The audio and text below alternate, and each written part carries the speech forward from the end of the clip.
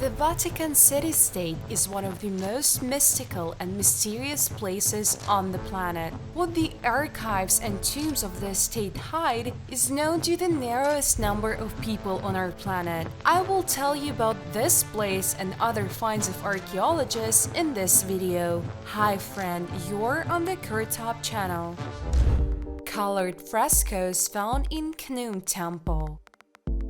In the Temple of Khnum at Izna, German and Egyptian researchers discovered brightly colored ceiling frescoes. The relief images in the central part of the ceiling, according to the German Egyptologist Christian Leitz of the University of Tübingen, amount to a total of 46 images, including the Upper Egyptian vulture goddess Nekbet and the Lower Egyptian snake goddess Wadjet. While Nekbet, depicted with the hand of a vulture, wears the white crown of Upper Egypt, Wadjet can be identified by a Lower Egyptian crown surmounted by a cobra. Since 2018, specialists have been exploring bas-reliefs, paintings, and inscriptions in the temple. Work was underway to clean over half of the ceilings and 8 of the 18 columns. Moreover, 2 plaque bands were cleared of soot. Temples and ancient images of the gods were often painted with bright colors, but they usually faded or even completely disappeared as a result of external influences. Skeletons on chairs. The Colorado River, or rather the bay at the Cienegas Prince Pier, is an amazingly beautiful place with clear water. Divers love to swim there, and on May 4, 2015, one of them, in the process of enjoying underwater beauties, stumbled upon something interesting. 2 human skeletons sat on plastic chairs as if they were going to rest and chat about something. The terrified diver flew out of the water and immediately called the police. The divers who went under the water took several pictures, and these shots are reminiscent of a horror movie where people died of horror sitting on chairs. The skulls even have sunglasses on them, but the sheriff suspected that it was just an installation, and the diver, who again went to examine the terrible find, confirmed that the skeletons were not real. High-quality copies of human skeletons which were made of sinking plastic. On one of them was a note: "Bernie dreamed all his life to live in the river." The police spent about an hour examining the photographs and skeletons before being convinced that it was someone's joke, which, by the way, is well implemented. Cave of King Herod the Great. An international team of archaeologists conducted a comparative analysis of alabaster, the components for the manufacture of which were mined in ancient times in the Levant and Egypt. As a result, a cave was found in which raw materials were mined for the manufacture of the famous luxurious bath of King Herod the Great. Until now, it was believed that ancient Egypt was the main supplier of calcite for the manufacture of luxurious alabaster products, including for the rulers and aristocrats who lived on the territory of modern Israel. A striking example of such luxury items are 2 baths of the famous biblical King Herod the Great, found in the fortress of Kypros and his royal palace located south of Jerusalem. They are kept in museum funds in Austria. These bathtubs are made from finely worked calcite alabaster. The fact that both bathtubs were clearly made in Israel and not in Egypt, as one might expect due to the high quality of the stone, came as a special surprise. This means that Herod the Great used local products, and the production of alabaster in Judea in the second half of the 1st century BC was sufficiently developed and of high enough quality to satisfy the luxurious standards of Herod, one of the best builders among the kings of that period. Ancient hand grenades. These artifacts were found in the last century in Jerusalem. A new analysis of ceramic pots from the 11th–12th century Jerusalem has confirmed previous suggestions that some of these vessels may have been used as ancient hand grenades during the Crusades. Spheroconic archaeological artifacts, rounded with a cone-shaped base, are found in museums around the world. Their versatility and varied uses are well documented. In a new study, scientists have found evidence that these pots were also used as hand grenades. The researchers drew attention to 4 shards of pots found in the Armenian garden in the walled Old City of Jerusalem. They were discovered between 1961 and 1967. These artifacts are kept at the Royal Ontario Museum. Experts examined the remains inside them and found that one vessel contained explosive material. Through various chemical tests, the researchers found that the other 3 vessels most likely contained oils, aromatics, and medicines. The 4th vessel, a clay pot with very thick walls and no decorations, contained remains that indicated the possibility of storing chemicals or chemical explosives. Sulfur was one of the ingredients found, and traces of mercury and magnesium were also found. All of these were found in higher quantities than in other pots in the surrounding soil. This is further evidence for historians who want to understand how wars were thousands of years ago. However, it remains unclear what exactly the mixture was inside these hand grenades. Researchers do not exclude that this is a mixture known as Greek fire. However, its composition remains a mystery. Opinions differ about the ingredients, and the preparation process has never been documented. Ancient Roman pottery in Egypt.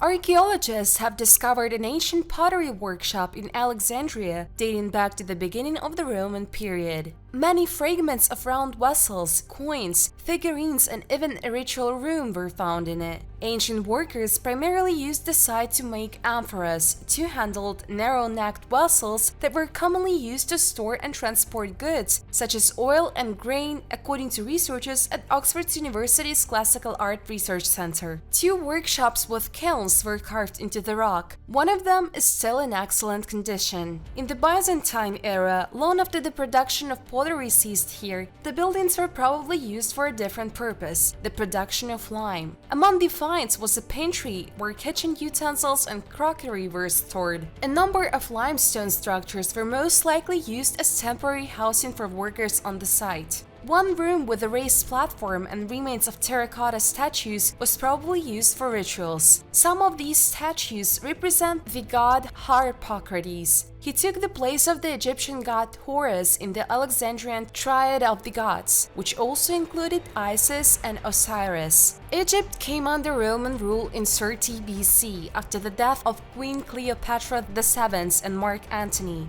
After the conquest, Egypt became a prosperous Roman province that supplied the rest of the Roman Empire with a variety of goods, including pottery. 3 bronze swords in a pile of bones.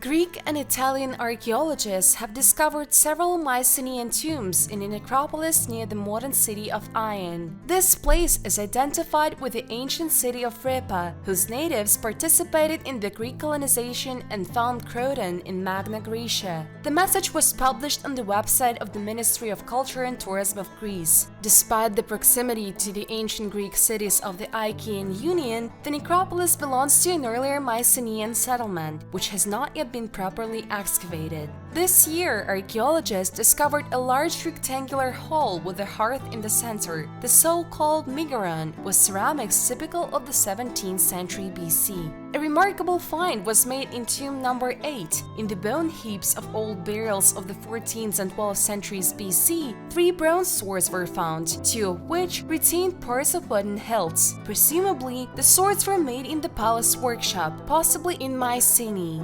Experts classified them as types D, mid-15th century BC, and E, mid-13th century BC, according to the Sanders classification. This is a classification of Greek bronze swords developed by the British archaeologist Nancy Sanders. The presence of such expensive things in the necropolis near Aegean should not be surprising. According to the ancient Greek historian Pausanias, it was in Aegean that Agamemnon gathered the most important and powerful leaders in Hellas in order to jointly consult on how they should march on the kingdom of Priam.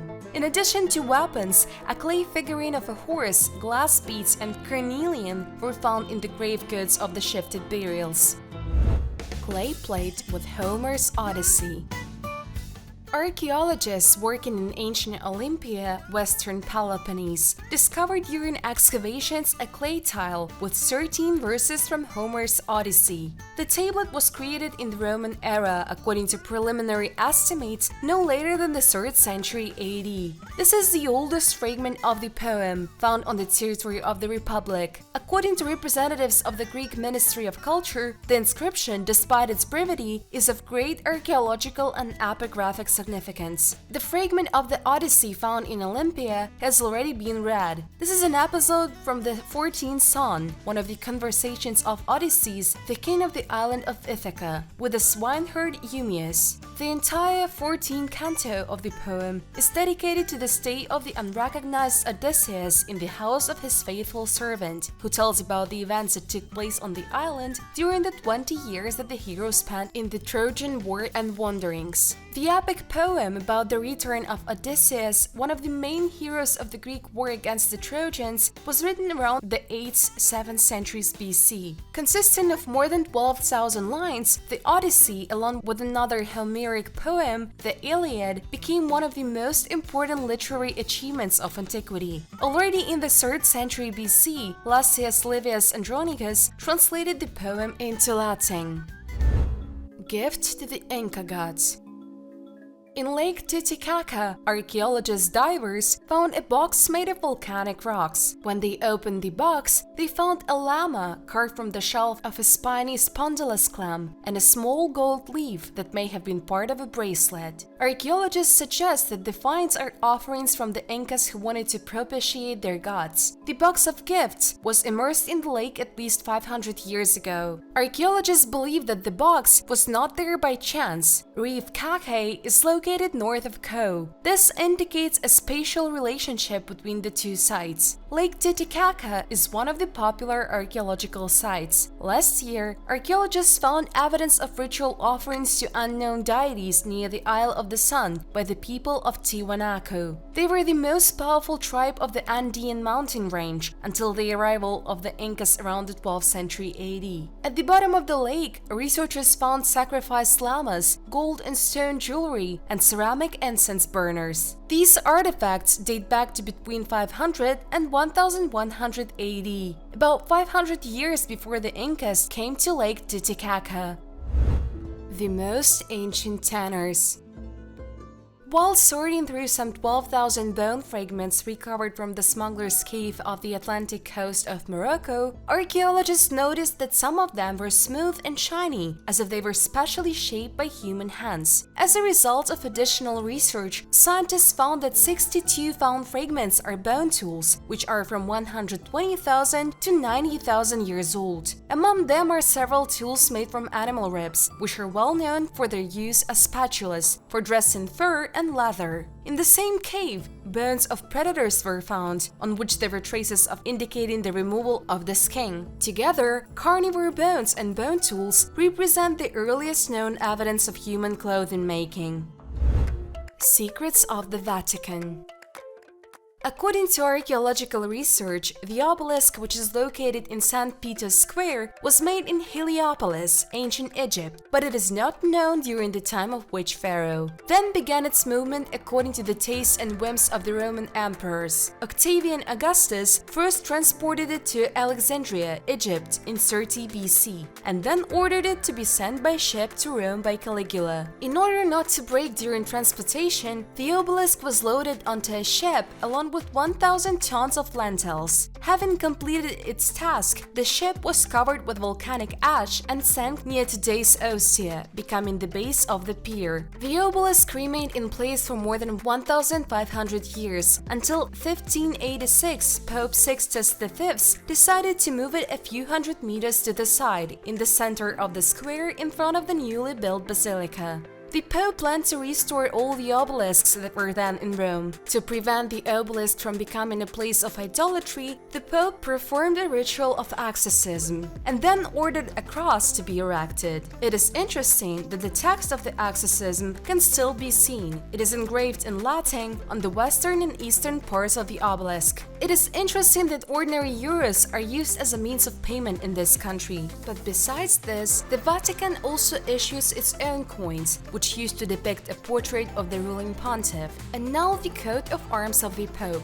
Commemorative coins are also minted, and money is sold, being a significant source of income for the country. In addition to its own mint, which of course is open only to the elite, a huge collection of old and rare coins can be found in the Münzcabinet at the Vatican Library. The funds of this museum have only officially 300,000 different coins and medals, and how many are hidden in the caches, it's impossible to count. After all, the possibilities of the Catholic Church were endless, especially during the period of wars and the great geographical discoveries. Many wealthy Christians donated their wealth to the benefit of the Church, yes, and the pontiffs themselves bought valuable artifacts. So, Pope Benedict XIV made a huge contribution to the collection of coins. By his order, a collection of Greek and Roman coins belonging to Cardinal Alessandro Albani was purchased. So the history of the current civilization can be easily traced through these really old coins. This is a collector's dream come true. In the Vatican, archaeologists have discovered hundreds of well-preserved graves in a Roman necropolis dating from the reign of the ancient Roman emperors Nero and Gaius Julius Caesar.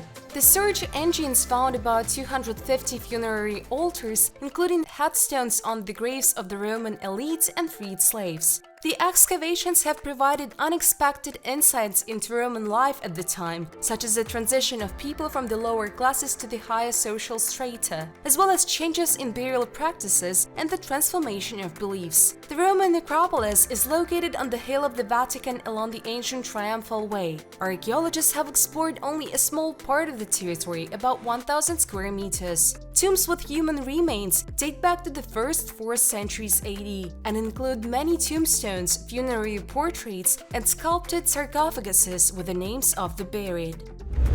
They burn her down, but not to the ground. In what a desperate situation was the French heir Charles if he appointed a 17-year-old girl from the peasants as the commander-in-chief of his troops, and how the world was shocked by the miracles that followed if for almost 6 centuries people have kept evidence of Jeanne's life: her ring, her home, her helmet, and her letters. This ring apparently was with Jeanne almost all her life. Maybe it's a gift from parents. The ring is cheap, it is not an ornament, but an object of personal piety. The letters I and M are made in yellow on the top face, and the inscriptions IHS and MAR on the 2 sides, in both cases meaning Jesus Christ and Mary. The ring was made in the 15th century. Such was in fashion for a short time, and only in the area where Jeanne grew up. Jeanne's critics have cited and continued to refer to the fact that Jeanne was very cruel and repeatedly hit her enemies with a wonderful sword. However, she didn't actually kill people at all. Despite the fact that Jeanne had a sword, with which she is depicted in some paintings, she often used her flag in battle. On May 29, 1431, the tribunal declared Jeanne d'Arc guilty of heresy. On the morning of May 30th, she was taken to the marketplace in Khnum and burned at the stake, in front of an estimated crowd of 10,000 people. She was 19 years old. One legend surrounding the event tells how her heart survived the fire without being harmed. Her ashes were collected and scattered in the Seine. Jeanne d'Arc is one of the most mysterious characters of the Middle Ages, and our channel is one of the most informative in Russian and English YouTube. The largest number of archaeological finds in one place. Write your kind comments and I will definitely answer them. Thanks for your views. Bye everyone!